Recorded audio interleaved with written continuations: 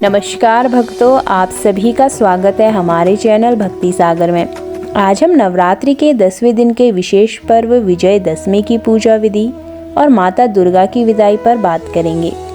तो इस दिन के महत्व को समझने के लिए हम आपको बताएंगे माता की संपूर्ण पूजा विधि, माता की पौराणिक कथाएं क्या कहती हैं और इस दिन का धार्मिक महत्व क्या है। तो चलिए जानते हैं कैसे माता दुर्गा की विदाई आप कर सकते हैं और किस प्रकार से इस दिन को सही तरीके से आप मनाएंगे। तो वीडियो को अंत तक ज़रूर देखें ताकि माँ का आशीर्वाद और माँ की महिमा आप जान सके। प्राचीन समय की बात है जब धरती पर राक्षसों का अत्याचार बढ़ चुका था। एक राक्षस था जिसका नाम महिषासुर था। महिषासुर ने तपस्या करके ब्रह्मा जी से यह वरदान प्राप्त किया था कि उसे कोई भी देवता, असुर, मनुष्य या जीव नहीं मार सकेगा। इस वरदान के कारण महिषासुर ने देवताओं और इंसानों पर आक्रमण करना शुरू कर दिया।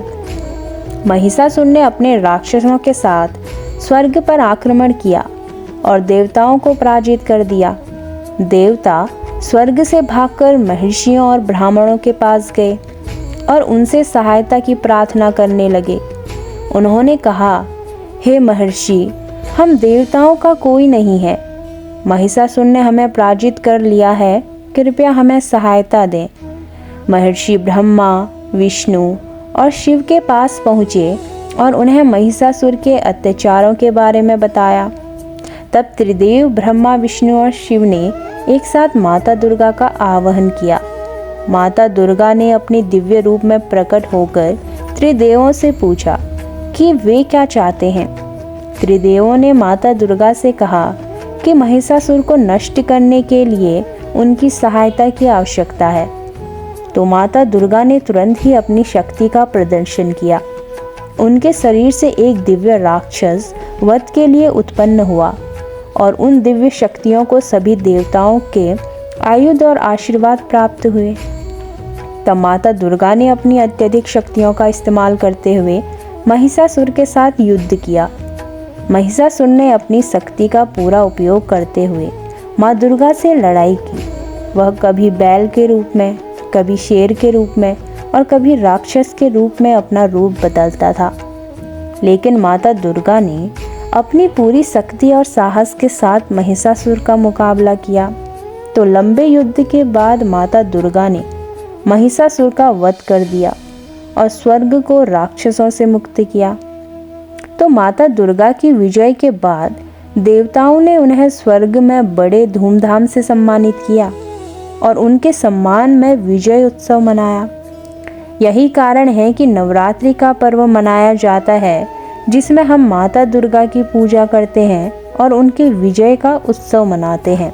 तो महिषासुर के वध करने के बाद माता दुर्गा ने देवताओं से आशीर्वाद प्राप्त किया और उन्हें अपने भक्तों को आशीर्वाद देने के लिए पृथ्वी पर भेज दिया। तो उनके द्वारा दी गई शक्ति और आशीर्वाद से ही हम अपने जीवन में अच्छाई, शक्ति और विजय प्राप्त कर सकते हैं।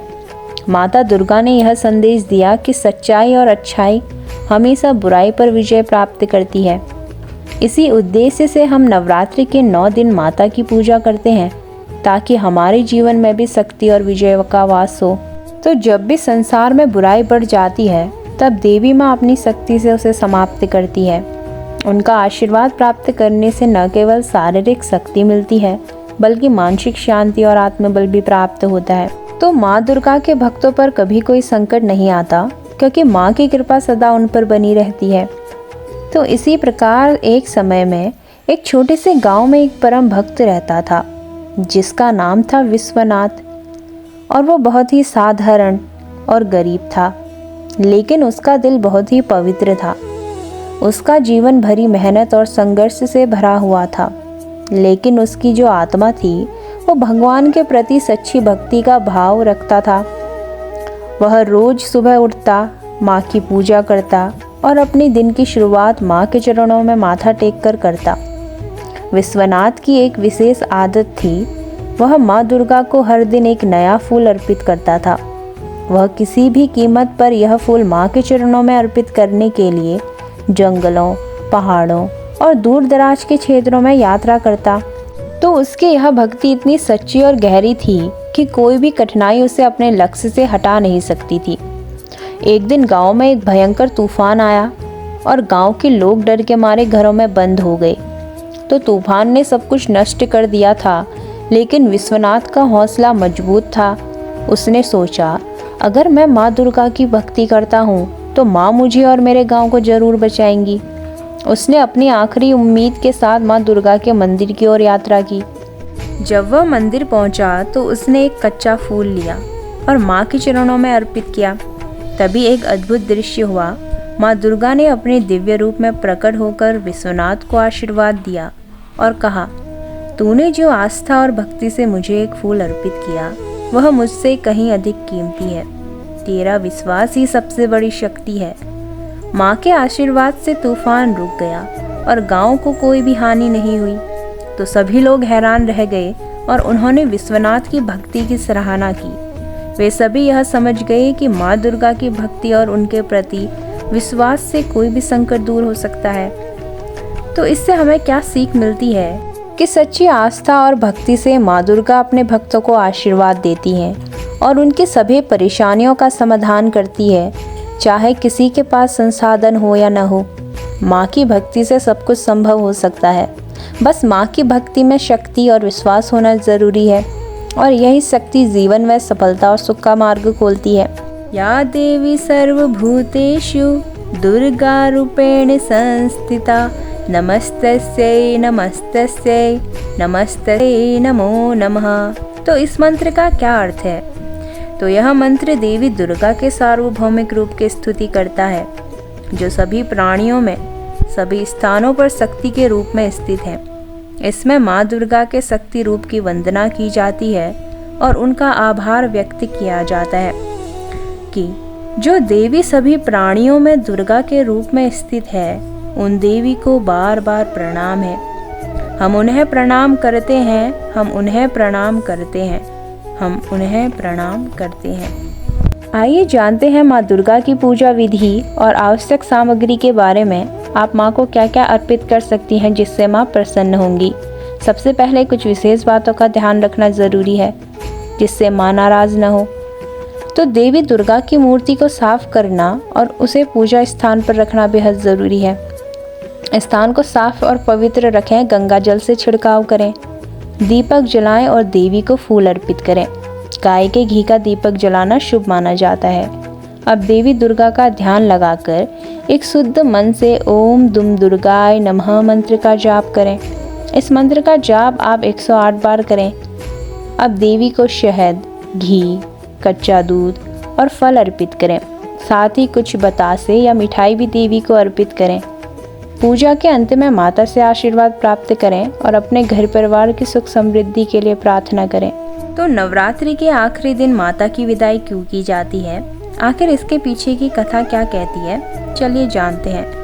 माता दुर्गा की विदाई का उद्देश्य यह है कि माता के आशीर्वाद को अपने जीवन में बनाए रखें और अगले वर्ष फिर से उनका स्वागत करने की भावना हम रखते हैं। तो विदाई का समय यह भी संकेत देता है कि हमने नवरात्रि के दिनों में जो उपवास किए, साधना की और उनकी पूजा की, अब वह समापन की ओर है और हम माता से आशीर्वाद लेकर वापस अपने दैनिक जीवन में लौटने की कामना करते हैं। तो हम मानते हैं कि माता हमारे जीवन में रहे और हमें आशीर्वाद दे, और अब हम उनका आशीर्वाद लेकर दुनिया की ओर वापस लौटते हैं। तो इसके पीछे की पौराणिक कथा कहती है, जब देवी दुर्गा ने महिषासुर का वध किया तो वह स्वर्ग में देवताओं द्वारा सम्मानित हुई और उनका स्वागत किया गया। लेकिन बाद में देवी ने स्वर्ग में ज़्यादा समय नहीं बिताया क्योंकि उनका उद्देश्य सिर्फ बुराई का नाश करना था। इस प्रकार माता दुर्गा ने अपने आशीर्वाद के साथ देवताओं और मानवता को त्याग किया और स्वर्ग की ओर लौट गई। तो माता की विदाई का यह दिन हर साल नवरात्रि के समापन पर आता है और हम इसे बड़े श्रद्धा और भक्ति भाव से मनाते हैं। तो यह दिन हमें यह भी सिखाता है कि हम अपने जीवन की कठिनाइयों को जीत सकते हैं और अच्छाई को हमेशा बुराई पर विजय बना सकते हैं। तो भक्तों, ये थी माता की पूजा विधि, कथा और उनके महत्व के बारे में पूरी जानकारी। माता दुर्गा के आशीर्वाद से आपके जीवन में हर प्रकार की सुख, शांति और समृद्धि आए। अगर आपको यह वीडियो पसंद आया हो तो वीडियो को लाइक करें, शेयर करें, कमेंट में जय माता दी ज़रूर लिखें हमारे चैनल भक्ति सागर को सब्सक्राइब करना ना भूलें। साथ ही बेल आइकन ज़रूर दबाएं ताकि आपको हमारी हर नई वीडियोस की नोटिफिकेशन सबसे पहले मिल सके। तो भक्तों, फिर मिलते हैं नई वीडियो में। जय माता दी।